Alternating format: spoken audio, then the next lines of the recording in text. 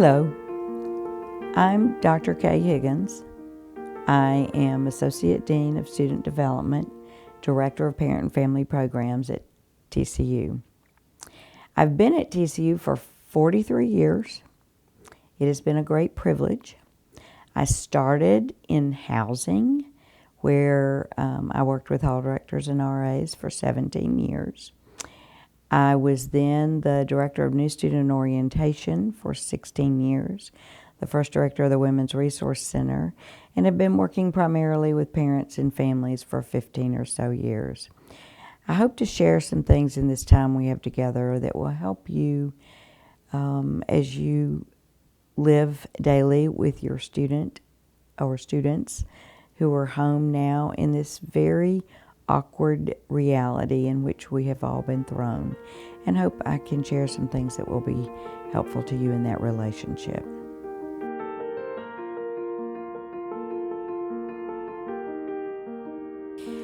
I think for academic, the support specifically, once they slot their classes on their schedules and their sleep time and their meal time, then the rest of the calendar easily fills in with projects, club and organization responsibilities, social time with friends, going to athletic events or school plays or concerts, etc. There's always something.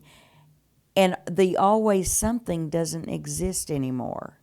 That has a tendency to cause people to go to bed. And oftentimes that can lead to depression.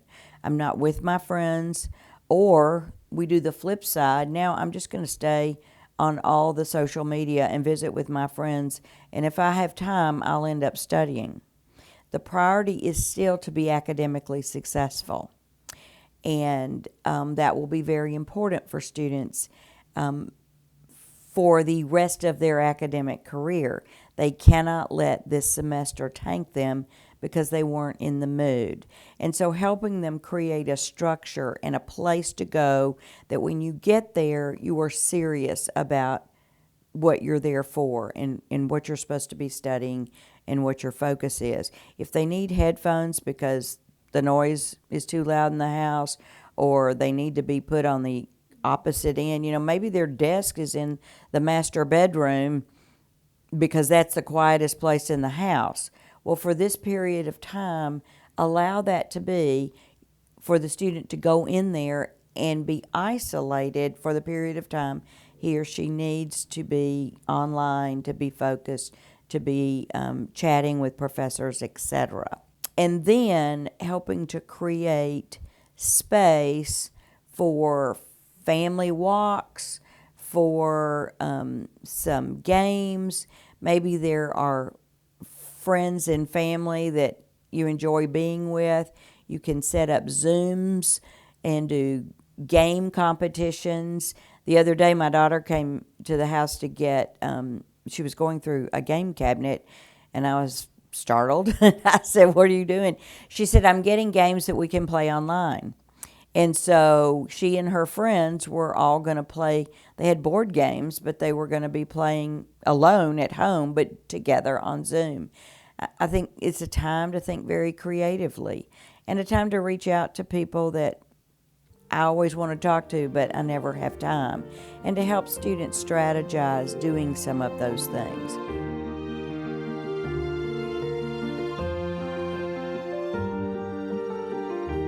I would say right now, the greatest way that parents are reaching out to one another is on the TCU Parents Association Facebook page. And we have had an exponential number of parents join, asked to join in the last 10 days because they're hearing from other people, I'm sure, that, they were just talking about that on the website. A word to make your admission into the group faster. There are 3 questions you have to answer to be admitted. This is a supervised page by parents. They are very strict. If you don't have a picture on your own Facebook and or you don't complete the answers to the 3 questions, which literally take 10 seconds to answer, they will not let you in. This page is for parents. And the conversations, I cannot tell you, when we were first organizing how things were going to happen, parents would go online and say, my student is in Fort Worth but coming home to LA. Does anybody need anything? Oh my gosh, great. Thank you so much for offering. And they would pick up something for a student and take it with them when they went home.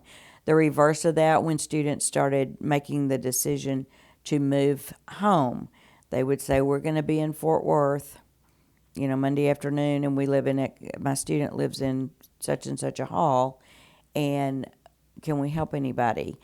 And then people would start to ask other questions, sometimes related to that subject, sometimes not.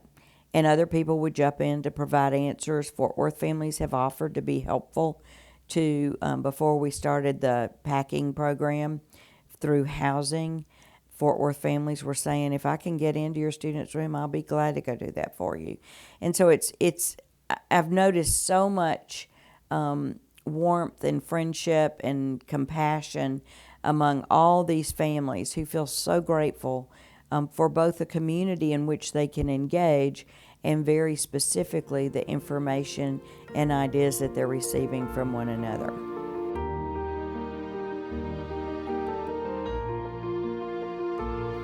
I think the one thing, and this is not rocket science here in my mind, but sometimes when we're in the fray of the dynamics, and again, especially when you were an empty nester and now you have 5 people living in your house and 3 dogs and the cat that your student brought home, and et cetera, it's just kind of hard to remember that this too shall pass.